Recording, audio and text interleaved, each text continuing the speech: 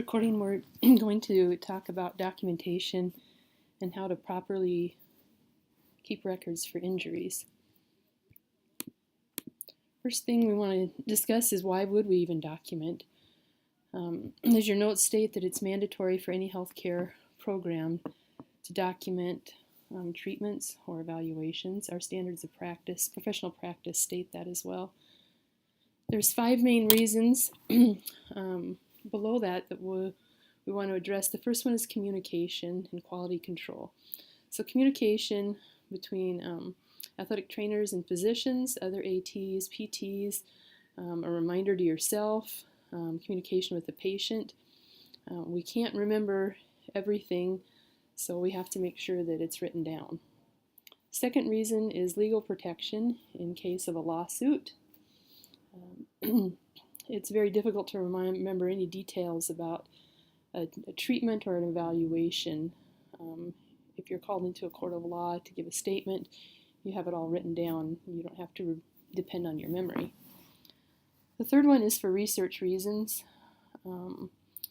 The documentation will give details on treatments that were done, successes, maybe failures, why treatments were changed, and if any research is being performed on a topic, you can go back to those records. Number 4 is injury history. This would be on a particular patient to track their injuries. And traffic patterns is to monitor injuries as well as modality use or frequency in the clinic. How much is ultrasound used? How much is biofeedback or diathermy used? Helps give an idea too of what type of equipment you might be looking into purchasing next based on how much you use it. General facts in regards to documenting. First one is record enough information so that it makes sense to you 2 years down the road. So record enough information. Second one is make sure that you initial or at least sign and date all your entries. Write in black ink, not blue. I've even had some students write in pink or purple. That's not what we use for documentation, black only. Don't leave line spaces between document sections. So pretty soon we'll be talking about the different sections of a note. And there's 4 different sections. And we don't want to leave any lines between these sections. We don't want to leave any blank lines between sentences.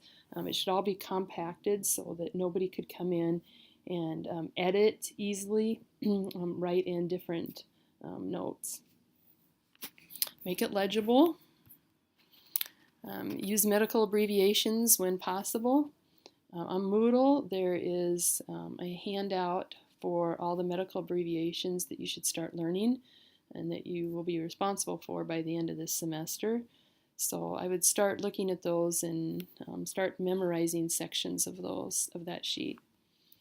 And then also in regards to release of medical information, patients over 18 years of age need to sign their own documents. So they can sign like their own physical forms, their release of medical information, that type of thing. If they're under 18, then they need to have a parent sign this information.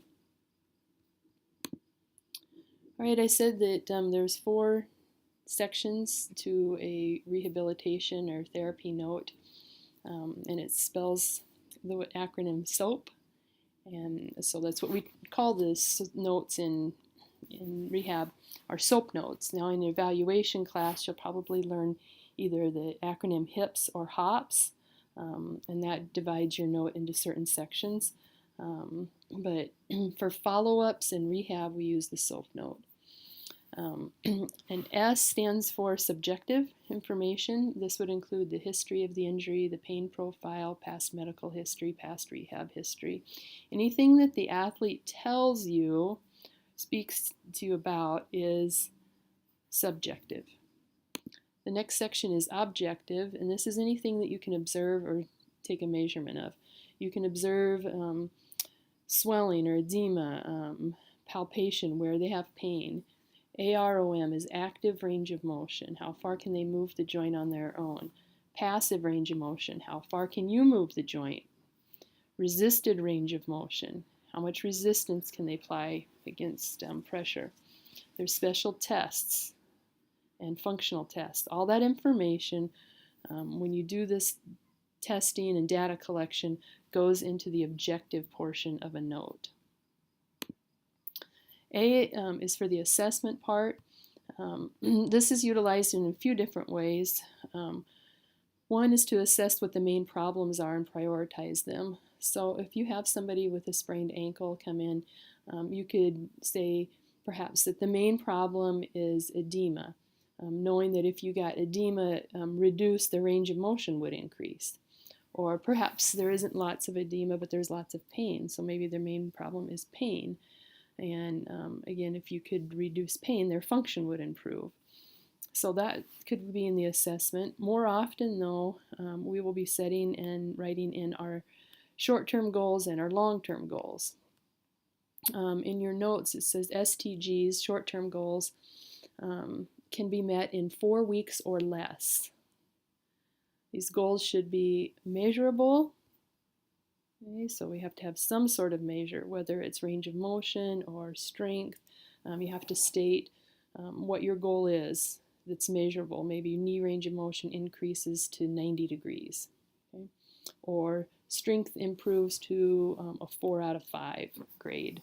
You'll learn those later if you don't know them already. Goals should also be functional.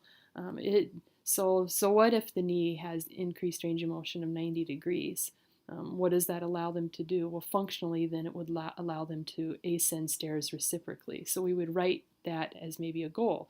Increase knee range of motion to 90 degrees in order to, and then we state the function, which in this case we said would be to ascend stairs reciprocally. And feasible. So this knee range of motion, we would say maybe we can get it to 90 degrees in 2 weeks. And that would be feasible.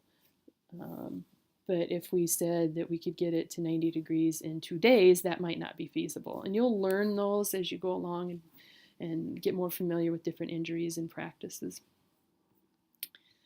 So an example that I gave in your notes is the patient will demonstrate 90 degrees of right knee flexion to allow normal ambulation in 2 weeks. That's a complete short-term goal that's measurable, functional, and feasible, and has a time limit. All right, so you always have to put the time, like how many weeks to achieve that goal. Long-term goals are goals that can be met in greater than 4 weeks. So our example, the patient will demonstrate full active range of motion in the right knee to allow reciprocal ascension and descension of stairs, that's our functional part, without compensation, in 5 weeks. So greater than 4 weeks, it becomes a long-term goal. And then P is the plan. It's the plan for treatment in regards to how the above goals that we just set will be met. You may include specific exercises, modalities, and their parameters. HEP is a home exercise program. If you do include, this is just a side note, if you include a home exercise program, we try to keep it to no more than 3 exercises. And then finally, there are 3 types of SOAP notes. The initial SOAP note is the first note that's written upon examination or re-examination. Again, we're talking rehab here. A progress note is the reevaluation of the patient's status. We use the SOAP format. It's usually a reevaluation is done on a weekly basis, but it can be done daily, depending on how you choose to keep your records. And then the discharge SOAP note, or DC, is the final SOAP note for the athlete's rehab, and again it follows the SOAP format. I know that we're moving into a database, the ATS, Athletic Training System, to keep electronic records, but it's all very helpful to start with handwritten notes and understand the different sections and what you're doing as far as subjective, objective, assessment, and plan as we get into this. So on your notes, I have a little activity for you that I'll have you turn in on Thursday. But here's our subjective information on an athlete that's a 20-year-old female cross-country runner whose chief complaint is lateral and anterior ankle pain. She reports that she rolled her ankle while running in a meet yesterday. She's unable to continue running and noted increased swelling the next day. She has not done any form of treatment, no meds, no previous history. She ambulates with a limp. Pain level is a 7 out of 10 with ambulation. Ambulation simply means walking. Objectively, if we take measurements of her right ankle, active range of motion, so she's doing the movement. When she moves into dorsiflexion, she has 5 degrees. Just as a note, that is limited. Normal would be closer to 15. Okay. Plantar flexion is 20 degrees, and again, that's limited. Normal would be closer to 50. Inversion is 20 degrees. That's a little on the short side, so normal would be 30, and eversion is 15, and that's normal. Resisted range of motion for her right ankle. We grade these on a 0 to 5 scale, 0 being the worst, 5 being equal to the opposite side. So for this athlete, when she rolls into, holds her ankle in dorsiflexion and holds it there, she has a 4 out of 5, which is moderate strength compared to the other side. Plantar flexion is a 3 out of 5, so that's even weaker, and she's painful with it.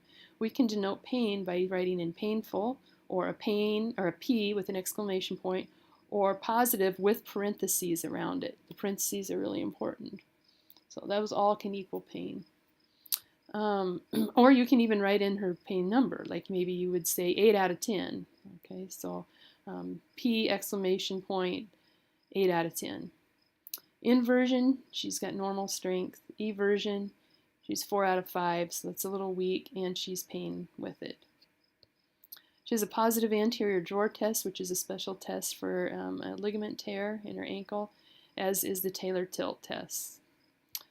She's tender to palpation at the ATF, the anterior talofibular region of the right ankle, so we've got a really common ankle sprain of that ligament on her right side. And visible edema, and that is taken with a figure 8 measurement with a tape measure at the malleoli, and there's a 2 centimeter difference.